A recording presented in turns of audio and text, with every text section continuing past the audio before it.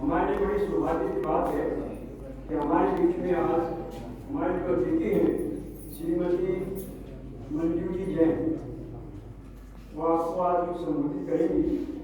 मैं थोड़ा सा उनके बारे में आपको परिचय दे देता हूँ। मंजू जी 5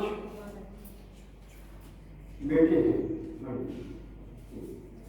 5 बेटों में 5 बेटे सॉफ्टवेयर इंजीनियर हैं। एक बेटा अमेरिका में है, एक बेटा ऑस्ट्रेलिया में है और 3 बेटे इंडिया में हैं।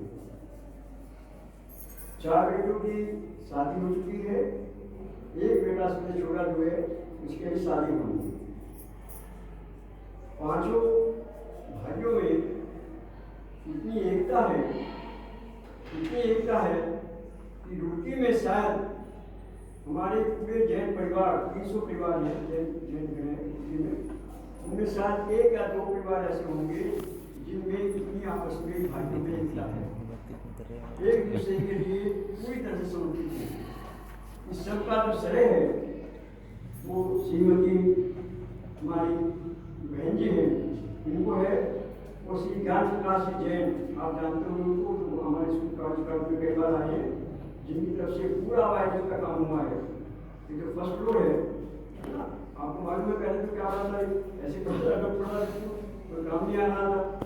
तो ये जितना भी वायरिंग का काम हुआ है वो सब श्री ज्ञान प्रकाश जी की तरफ से हुआ है, ठीक है ना। मंजू जी और ज्ञान प्रकाश जी, इन दोनों के संस्कार, इन्होंने इतने अच्छे बच्चों में संस्कार डाले हैं कि मैं उनको शायद शब्दों में व्याख्या न कर सकूँ। आपको छोटी सी एग्जाम्पल देता हूँ, बहुत छोटी सी एग्जाम्पल। बच्चे तो है ही, इनके जो पुत्र हुए हैं वो भी मतलब एक से बढ़ कर के हैं। अभी मैं और ज्ञान प्रकाश जी हम एक तीर्थ यात्रा में जा रहे थे, सोनागिरी जी की जगह है। भाई साहब जो मेरे ज्ञान प्रकाश भाई साहब वो अपना मोबाइल भूल गए, ठीक है ना। अब समस्या भी, मोबाइल के बिना कैसे काम चलेगा आज के जमाने में, घर में बात करनी है और के लिए योजना होना है। तो उनकी जो पुत्रवधू है वो आगरा में रहती है, ठीक। तो मंजू जी ने उसको फोन किया, उनको पुत्रवधू को, कि आपके पापा जो है वो मोबाइल भूल गए। वो बेटी अपना मोबाइल लेकर के स्टेशन पर आ गई, रास्ते में आगे पड़ता है जब जा रहे थे स्टेशन पर आ गई, और अपना मोबाइल जो पर्सनल इस्तेमाल करती थी वो उनको दे गई। और बाकी तो जो सामान लाए सब बड़े बात है, उसकी बात कर रहा हूँ। आज के ज़माने में कोई अपना मोबाइल किसी को दे सकता है? शायद अगर मैं होता और मैं भूल जाता और मेरी पुत्रवधू होती तो शायद अपना मोबाइल ना देती। तो ये क्या है? ये आप लोगों को संस्कार दिए हुए हैं। त्याग के संस्कार, समुद्र के संस्कार, बड़ों की इज्जत करने के संस्कार। मैं तो वास्तव में जो है देख करके मुझे तो बड़ा हर्ष होता है, बड़ा उल्लास आता है इस प्रकार को देख करके। सब भाइयों में एक दूसरे के लिए एकता है पूरा। और आपको मालूम होगा कि आपको तो नहीं, प्रिंस साहब को मालूम अच्छी तरह से हमारे सैनिक जी को, कि समाज में जो आपका योगदान है, आपका मतलब परिवार का, पूरे परिवार का, मोदी जी का, ज्ञान प्रकाश जी का, उनके बच्चों का, पूरे परिवार का, समाज में जो समझ लीजिए हर काम में, कोई धार्मिक कार्य हो, कोई किसी प्रकार का हेल्प करने का कार्य हो, किसी को, सबसे आगे आपका परिवार का नाम होता है। दिखावटी के लिए नहीं, अंदर से, तन मन धन से पूरी तरह से रोटी देते हैं। और मैंने और मंदिर के समझ कर रहा हूँ, गरीबों के प्रति तो इनके मन में कूट के दया भरी है, कूट के दया भरी है। अभी हम वहाँ गए, सोनागिरी गए ज्ञान प्रकाश भाषा के साथ, मेरी बात में वो तो किसी को कुछ बांट रहे हैं, किसी को कुछ बांट रहे हैं, किसी को कुछ बांट रहे हैं। और रिक्शा हमने तय करा, माने 300 रुपये तय करे स्टेशन में वहाँ जाने के लिए, उसको 350 रुपये दिए, उसको 50 रुपये और लेता बाहर ये सवाल ही नहीं, तो पूछा नहीं क्या है क्या नहीं। वहाँ बच्चों को स्कूल के बाद ये करके, मतलब गरीबों के लिए मुझे जब पता लगा था कि यहाँ से यहाँ पर जो है वो दूध आता है भैंस का, आप यहाँ से आप मंगाते हैं भैंस का, तो उसकी जो भैंसें हैं गर्मियों में वहाँ पर कूलर लगवाया, कूलर उनको भैंसों को जहाँ भैंसे रखते हैं वो उनके यहाँ कूलर लगवाया है। तो बताओ जमाने में कौन सकता है? पशुओं के प्रति बाजरा को आप 12 महीने डालते हैं अपने छत के ऊपर, बाजरा बूढ़ी की बूढ़ी रखी रहती है। तो मेरा कहने का तात्पर्य ये है कि वास्तव में एक बहुत ही प्रशंसनीय परिवार है, बहुत प्रशंसनीय परिवार है।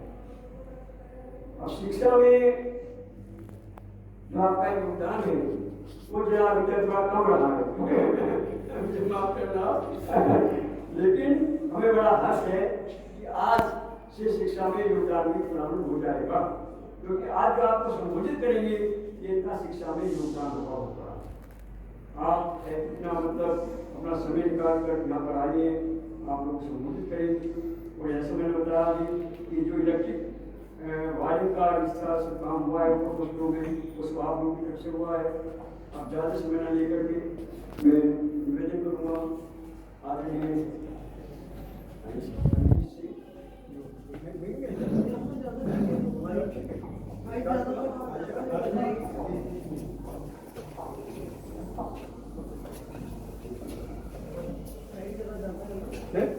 हाँ नहीं आप आराम से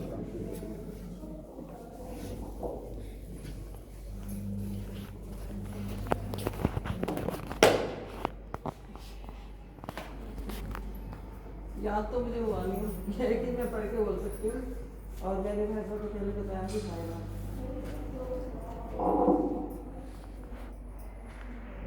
आदरणीय अध्यक्ष महोदय, हमारे आदरणीय भैंसानी है और यही सब कुछ है इस समय। और आदरणीय प्रधानाचार्य, आप प्यारे बच्चे, आप सभी को हमारा सादर जरूर। ये मेरा सौभाग्य है कि आदरणीय भाई साहब ने मुझे बोला यहाँ बोलने के लिए। अंदर से तो मुझे अच्छा लगा ही, और मुझे ये भी लगा कि शायद इस योग में इन्होंने मुझे पाया कि यहाँ मैं अपने विचार आपके सामने प्रस्तुत कर सकूं। आप सभी जानते हैं शिक्षा का हमारे जीवन में क्या महत्व है, सभी को पता है। शिक्षा के बिना जीवन में कुछ भी तो नहीं, संसार ही अधूरा है। समझिए हम आदिवासी हैं, अगर हम शिक्षा ग्रहण नहीं करते तो जैसे आदिवासी हैं उन्हें कुछ पता ही नहीं होता, वैसे ही हम लोग हैं। प्राचीन काल से शिक्षा का महत्व तो चला ही आ रहा है, प्रचलन भी चला आ रहा है। पुराने समय में लोग अपने बच्चों को, जो राजा महाराजा होते थे, आश्रम में भेजते थे गुरु के पास शिक्षा प्राप्ति के लिए। और आज के समय में विद्यालय, स्कूल, कॉलेज ये सब हो गया, जिसके माध्यम से हमें शिक्षा प्रदान की जाती है और हम लोग शिक्षा प्राप्त करते हैं। अपने अपने क्षेत्र में सभी ने अपने स्केल से शिक्षा प्राप्त की है। आध्यात्मिक शिक्षा हो, लौकिक शिक्षा हो, वैज्ञानिक शिक्षा हो, मान लीजिए से रिलेटेड शिक्षा हो, कोई भी शिक्षा हो, शिक्षा का अलग ही एक महत्व होता है। और ये इंसान की योग्यता पर निर्भर करता है कि वो किस फील्ड में जा रहा है, कहाँ जाकर अपनी सफलता प्राप्त करता है, अपनी लाइफ को कहाँ बढ़ाकर स्पेंड करता है। बाकी तो बेहतर शिक्षा ही हमारे जीवन में, हमारे जीवन को उज्जवल बनाती है, हमारे साहित्य का निर्माण करती है।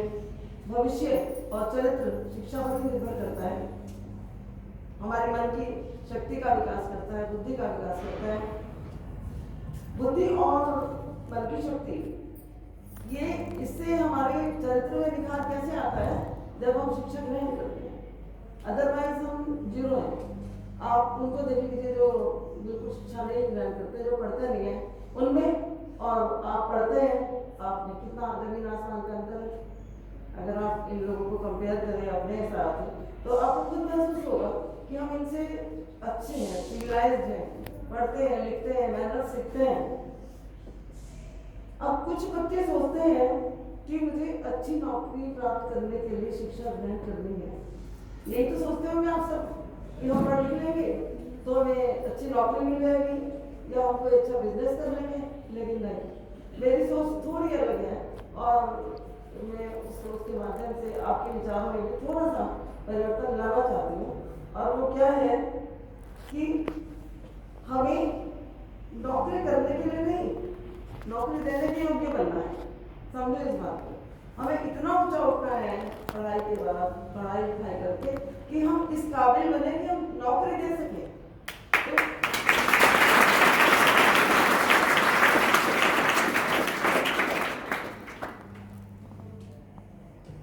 आप सोचिए, मुझे नौकरी प्राप्त करने के लिए नहीं, बल्कि नौकरी देने के लायक होना है। क्यों? क्योंकि यदि देश में सभी नौकर होंगे तो मालिक कौन होगा? तो मालिक का वहां हो जाएगा। और यदि हम मालिक होंगे तो हमारा देश कैसा होगा? संपन्न होगा। क्यों? क्योंकि हम शिखर की उस ऊंचाई को छू रहे हैं जहां से हमारा देश उन्नति की तरफ अग्रसर होता है। ठीक है? तो हमें बड़ी मेहनत, लगन, प्रयास और कुशलता के साथ मालिक बनने की योग्यता प्राप्त करने का प्रयास करना ही पड़ेगा, यदि हमें अपने आप को, अपने भविष्य को उज्जवल बनाना है। तो हमें अपने समाज में जगह बनाने के लिए प्रयास तो करना पड़ेगा, लेकिन वो कुछ समय की बात है। कुछ समय बाद हम अपने आप को सम्मानित भी पाएंगे, कोई हमारा सम्मान करेगा, हमें भी अच्छा लगेगा। लेकिन उसका कारण यही होगा कि इस समय एट प्रेजेंट हमें कड़ी मेहनत करनी है।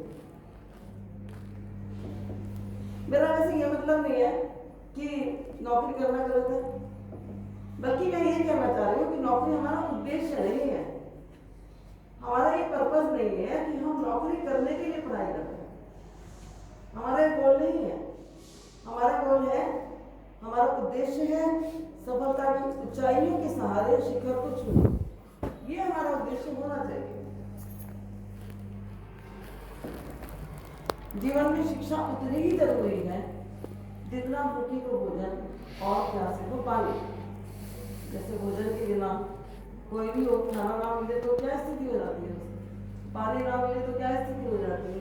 कुछ मैंने दृष्टांत सुने हैं कि जब प्यास लगती है तो वो कहता है मेरा सब कुछ ले लो, बस मुझे एक गिलास पानी दे दो। कुछ मैंने ऐसे एग्जाम्पल सुना। वैसे ये वास्तविकता है, इसमें कोई गलत बात नहीं है, झूठ बात नहीं है। मतलब भोजन और पानी का जितना महत्व है, लगभग उससे ज्यादा क्या, बस उतना ही महत्व शिक्षा का भी है, क्योंकि वो भी तो हमें बहुत आवश्यक है। उसके बिना तो जीवन ही नहीं है। हमेशा याद रखें। देखिए, मैं जो बोलने जा रही हूँ बड़ी मार्मिक सी बात है।